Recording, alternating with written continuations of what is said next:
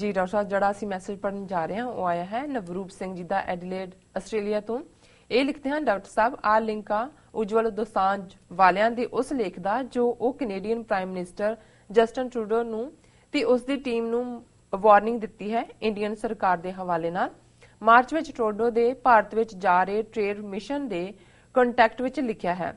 ਮੈਨੂੰ ਹੋਰ ਕੁਝ ਪਤਾ ਤਾਂ ਨਹੀਂ ਪਰ ਇੰਨਾ ਜ਼ਰੂਰ ਪਤਾ ਹੈ ਕਿ ਇਸ ਦੀ ਚਾਬੀ ਕਿੱਥੋਂ ਭਰੀ ਹੈ ਅਤੇ ਇੱਕ ਇਹ ਤੇ ਦੂਜਾ ਸੀਬੀਸੀ ਦਾ ਟੈਰੀ ਮਿਲਿਓਸਵਾਕੀ ਜਿਨ੍ਹਾਂ ਇਹਨਾਂ ਦਾ ਪੂਰਾ ਜ਼ੋਰ ਲੱਗਾ ਹੋਇਆ ਹੈ ਕਿ ਸਿੱਖਾਂ ਨੂੰ ਬਦਨਾਮ ਕਰਨ ਤੇ ਇੱਕੋ ਲਾਈਨ 'ਚ ਸਿੱਖਾਂ ਖਿਲਾਫ 3-4 ਲੇਖ ਸੀਬੀਸੀ ਲਈ ਟੈਰੀ ਨੇ ਲਿਖੇ ਨੇ ਜਨਵਰੀ ਫਰਵਰੀ ਵਿੱਚ ਹੁਣ ਭਾਰਤੀ ਦੁਮਸ਼ੁੱਲੇ ਦਾ ਆ ਲੇਖ ਜੀ ਡਾਕਟਰ ਸਾਹਿਬ ਇਹਨਾਂ ਦੇ ਵੀਰ ਕਿਹਨਾਂ ਨੇ ਲਿਖਿਆ ਐਡੀਲੇਡ ਤੋਂ ਇਹਨਾਂ ਨੇ ਲਿਖਿਆ ਹੈ ਨਵਰੂਪ ਸਿੰਘ ਜੀ ਨੇ ਨਵਰੂਪ ਸਿੰਘ ਵੀਰ ਨਵਰੂਪ ਸਿੰਘ ਜੀ ਦੀ ਈਮੇਲ ਨੂੰ ਰਿਸਪੌਂਡ ਕਰਨ ਤੋਂ ਪਹਿਲਾਂ ਮੈਂ ਦਰਸ਼ਕਾਂ ਨੂੰ ਸਰੋਤਿਆਂ ਨੂੰ ਦੱਸਣਾ ਚਾਹੁੰਦਾ ਜੀ ਵੀ ਜਿਉਂ ਹੀ ਇਹ ਪ੍ਰੋਗਰਾਮ ਖਤਮ ਹੋਏਗਾ 9 ਵਜੇ 9 ਤੋਂ 10 ਵਜੇ ਤੱਕ 1 ਘੰਟੇ ਦਾ ਭਾਈ ਪਰਮਜੀਤ ਸਿੰਘ ਪੰਮਾ ਦੇ ਨਾਲ ਲਾਈਵ ਸ਼ੋਅ ਅਮਰਵੀਰ ਸਿੰਘ ਜਿਹੜੇ ਸਾਡੇ ਐਂਕਰ ਨੇ ਉਹ ਕਰਨਗੇ 17 ਦਸੰਬਰ ਦੀ ਉਹਨਾਂ ਦੀ ਗ੍ਰਿਫਤਾਰੀ ਤੋਂ ਆਲਮੋਸਟ 12 ਫਰਵਰੀ ਜਦੋਂ ਤੋਂ ਰਿਲੀਜ਼ ਹੋ ਕੇ ਗਏ ਜੀ ਇਹ ਸਾਨੂੰ ਉਹਨਾਂ ਨੇ ਮਾਣ ਦਿੱਤਾ ਹੈ ਟੀਵੀ 84 ਨੂੰ ਇਹ ਸਾਡੇ ਨਾਲ ਉਹਨਾਂ ਨੇ ਐਕਸਕਲੂਸਿਵ ਇਸ ਸਾਰੇ ਸਮੇਂ ਦੌਰਾਨ ਉਹਨਾਂ ਨੇ ਕੀ ਐਕਸਪੀਰੀਅੰਸ ਕੀਤਾ ਹੈ ਉਹਨਾਂ ਦੇ ਪਰਿਵਾਰ ਨੇ ਇਹਨੂੰ ਕਿਵੇਂ ਫੇਸ ਕੀਤਾ ਹੈ ਔਰ ਸਿੱਖ ਕਮਿਊਨਿਟੀ ਦਾ ਇਸ ਰਿਲੀਜ਼ ਦੇ ਵਿੱਚ ਕੀ ਰੋਲ ਹੈ ਔਰ ਭਵਿੱਖ ਦੇ ਵਿੱਚ ਸਿੱਖ ਕੌਮ ਦੇ ਲਈ ਉਹ ਕੀ ਕਰਨਾ ਚਾਹੁੰਦੇ ਨੇ ਔਰ ਕੌਮ ਦੇ ਨਾਲ ਉਹਨਾਂ ਦਾ ਕੀ ਸਨੇਹ ਸੋ ਇਹ ਬੜਾ ਦਿਲਚਸਪ ਇੰਟਰਵਿਊ ਹੋਏਗਾ ਬੜੀ ਚੜ੍ਹਦੀ ਕਲਾ ਵਾਲੇ ਸਿੰਘ ਨੇ ਜੀ ਔਰ ਟਿਊਨ ਇਨ ਰਹਿਣਾ ਔਰ ਮੈਂ ਇਹ ਸਮਝਦਾ ਵੀ ਇਹ ਬੜਾ ਜ਼ਰੂਰੀ ਹੈ ਕਿਉਂਕਿ ਟੀਵੀ 84 ਇਸ ਵੇਲੇ ਇੱਕ ਦੁਨੀਆ ਭਰ ਦੇ ਆਜ਼ਾਦੀ ਪਸੰਦ ਇਨਸਾਫ ਪਸੰਦ ਸਿੱਖਾਂ ਦੀ ਨਹੀਂ ਹਰ ਉਸ ਵਿਅਕਤੀ ਦੀ ਉਸ ਸੰਸਥਾ ਦੀ ਔਰ ਸਾਡੇ ਤੱਕ ਹੋਰ ਵੀ ਜਿਹੜੀਆਂ ਧਿਰਾਂ ਨੇ ਭਾਰਤ ਦੇ ਨਕਸ਼ੇ 'ਚ ਪੀੜਤ ਤੋਂ ਪਹੁੰਚ ਕਰ ਰਹੀਆਂ ਔਰ ਅਸੀਂ ਆਉਣ ਵਾਲੇ ਸਮੇਂ 'ਚ ਡਿਫਰੈਂਟ ਪਲੇਟਫਾਰਮਸ ਤੋਂ ਜਿਹੜੇ ਅੱਡ-ਅੱਡ ਹੋਰ ਵੀ ਇਸ਼ੂ ਨੇ ਔਰ ਜਿਹੜੀਆਂ ਸਫਰਿੰਗ ਧਿਰਾਂ ਨੇ ਜਿਹੜੀਆਂ ਵਿਕਟਮ ਧਿਰਾਂ ਨੇ ਉਹਨਾਂ ਦੀ ਗੱਲ ਕਰਾਂਗੇ ਜੀ ਔਰ ਅਸੀਂ ਸਮਝਦੇ ਹਾਂ ਵੀ ਭਾਈ ਪਰਮਜੀਤ ਸਿੰਘ ਪੰਮਾ ਦੇ ਕੇਸ 'ਚ ਵੀ ਟੀਵੀ 84 ਨੇ ਆਲਮੋਸਟ ਹਰ ਪ੍ਰੋਟੈਸਟ ਰੈਲੀ ਨੂੰ ਕਵਰ ਕੀਤਾ ਹੈ ਪੂਰੀ ਉਸ ਕੈਂਪੇਨ ਦਾ ਹਿੱਸਾ ਬਣੇ ਔਰ ਸਿਕਸ ਫਾਰ ਜਸਟਿਸ ਦੇ ਇਸ ਐਫਰਟ ਨੂੰ ਔਰ ਅਲਟੀਮੇਟਲੀ ਜਦੋਂ ਉਹਨਾਂ ਦੀ ਰਿਲੀਜ਼ ਹੋਈ ਉਸ ਤੋਂ ਬਾਅਦ ਵੀ ਇਹ ਜਿਹੜਾ ਬੜਾ ਸਪਸ਼ਟ ਸੁਨੇਹਾ ਜਿਹੜਾ ਹੈ ਉਹ ਟੀਵੀ 84 ਰਾਹੀਂ ਦਿੱਤਾ ਗਿਆ ਜਿਹੜਾ ਅਸੀਂ ਵੀ ਆਪਣੇ ਇਸ ਸੈਗਮੈਂਟ 'ਚ ਡਿਸਕਸ ਕੀਤਾ ਜਿਸ ਨੂੰ ਅੱਗੋਂ ਬਹੁਤ ਸਾਰਿਆਂ ਨੇ ਅੱਗੋਂ ਸ਼ੇਅਰ ਕੀਤਾ ਸੋ ਜਿਵੇਂ ਉਹ ਕਹਿੰਦੇ ਨੇ ਕਿ ਵੀ ਕੀ ਕਹਿੰਦੇ ਨੇ ਕਿ ਔਨ ਰੱਖੋ ਹੈ ਟਿਊਨ ਔਨ ਵਿੱਚੋਂ ਬੰਦ ਨਾ ਕਲਿੱਕ ਨਾ ਕਰ ਦੇਣਾ ਵਾਪਸ ਜੀ ਰਾਜਾ ਵੀਰ ਨਵਰੂਪ ਸਿੰਘ ਜੀ ਨੇ ਉਜਲ ਦੋਸਾਂਝ ਇਹ ਬ੍ਰਿਟਿਸ਼ ਕੋਲੰਬੀਆ ਦਾ ਪ੍ਰੀਮੀਅਰ ਵੀ ਰਿਹਾ ਇਹ ਜਦੋਂ ਅਟਾਰਨੀ ਜਨਰਲ ਸੀ ਉਜਲ ਦੋਸਾਂਝ ਇਹਨੇ 에ਅਰ ਇੰਡੀਆ ਦਾ ਕੇਸ ਖੋਲ੍ਹਿਆ ਸੀ ਕਾਮਰੇਡ ਪੱਕਾ ਕਮਿਊਨਿਸਟ ਔਰ ਇਹ ਉਹ ਬੰਦਾ ਹੈ ਕਿ ਜਿਹਨੇ ਜਦੋਂ ਜੂਨ 84 'ਚ ਭਾਰਤੀ ਫੌਜ ਨੇ ਹਮਲਾ ਕੀਤਾ ਦਰਬਾਰ ਸਾਹਿਬ ਤੇ ਟੈਂਕਾਂ ਤੋਪਾਂ ਨਾਲ ਔਰ ਇਹ ਕੈਨੇਡਾ ਦੇ ਟੀਵੀ ਦੇ ਉੱਤੇ ਆ ਕੇ ਇੰਦਰਾ ਗਾਂਧੀ ਨੂੰ ਵਧਾਈਆਂ ਦੇ ਰਿਹਾ ਸੀ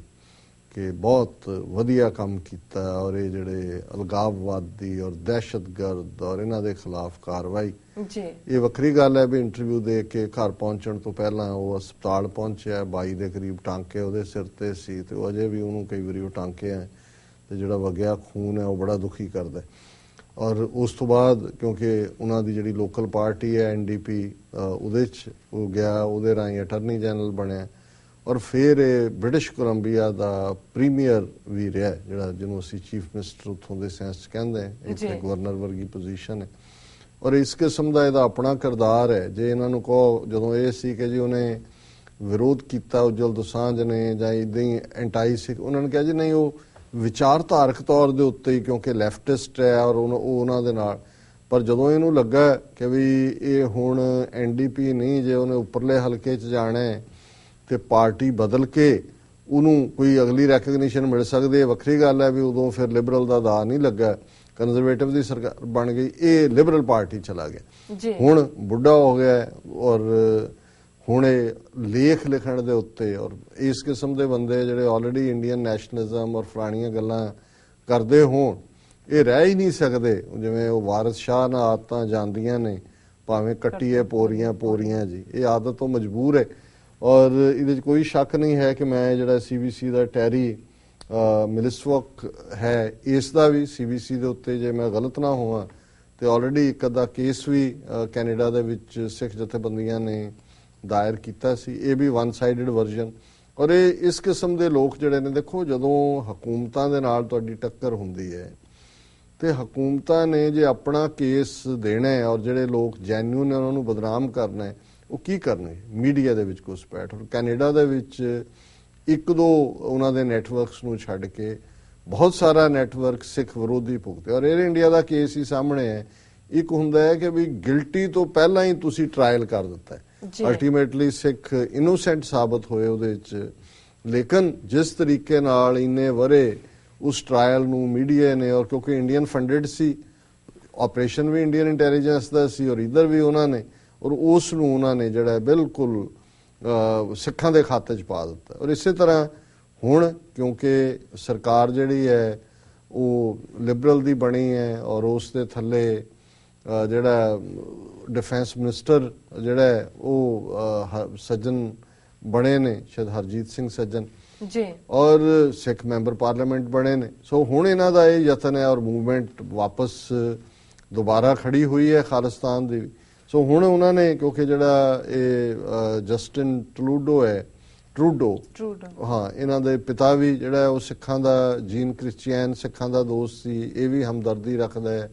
ਔਰ ਇਹ ਹੁਣ ਇੰਡੀਆ ਜਾਣ ਤੋਂ ਪਹਿਲਾਂ ਉਹਨੂੰ ਵਾਰਨ ਕਰ ਰਹੇ ਨੇ ਵੀ ਆਹ ਕਰ ਲਓ, ਉਹ ਕਰ ਲਓ। ਔਰ ਇਹ ਮੈਂ ਸਮਝਦਾ ਵੀ ਸਿੱਖਾਂ ਨੂੰ ਬਦਨਾਮ ਕਰਨ ਦੀ ਲਾਈਨ ਹੈ ਔਰ ਇਹ ਰਹਿਣਗੇ। ਇਹ ਤਾਂ ਫਿਰ ਇਹਨਾਂ ਨੂੰ ਤੁਸੀਂ ਸਮਝਾ ਨਹੀਂ ਸਕਦੇ। ਉੱਥੇ ਫਿਰ ਸਰ ਕਪੂਰ ਸਿੰਘ ਦੀ ਗੱਲ ਆਉਂਦੀ ਹੈ ਕਿ ਵੀ ਜੇ ਕਿਸੇ ਦੀ ਤਨਖਾਹ ਇਸ ਗੱਲ ਤੇ ਡਿਪੈਂਡ ਕਰਦੀ ਹੋਏ ਕਿ ਉਹਨੇ ਗੱਲ ਨੂੰ ਨਹੀਂ ਸਮਝਣਾ ਤੇ ਫਿਰ ਤੁਸੀਂ ਉਹਨੂੰ ਸਮਝਾ ਨਹੀਂ ਸਕਦੇ। ਪਰ ਵੀਰ ਨਵਰੂਪ ਸਿੰਘ ਦਾ ਸ਼ੁਕਰੀਆ ਕਿ ਉਹਨਾਂ ਨੇ ਸਾਡੇ ਨੋਟਿਸ ਦੇ ਵਿੱਚ ਲਿਆਂਦੇ। ਜੀ ਡਾਕਟਰ ਸਾਹਿਬ, ਸਾਡੇ ਕੋਲ ਅਗਲੀ ਈਮੇਲ ਆਈ ਹੈ ਸ਼ੈਵੀ ਵਾਜੀਦੀਨ। ਮੇਰਾ ਖਿਆਲ ਹੈ ਜੀ ਬ੍ਰੇਕ ਲਾ ਲਈਏ, ਦੇਖ ਲਓ ਜੀ ਡਾਕਟਰ ਸਾਹਿਬ ਕੇ ਵਿਊਅਰਸ। ਤੁਸੀਂ ਇਸ ਤਰ੍ਹਾਂ ਬਣੇ ਰਹਿਣਾ, ਮਿਲਦੇ ਆ ਛੋਟੇ ਜਿਹੇ ਵਕਫੇ ਤੋਂ ਬਾਅਦ।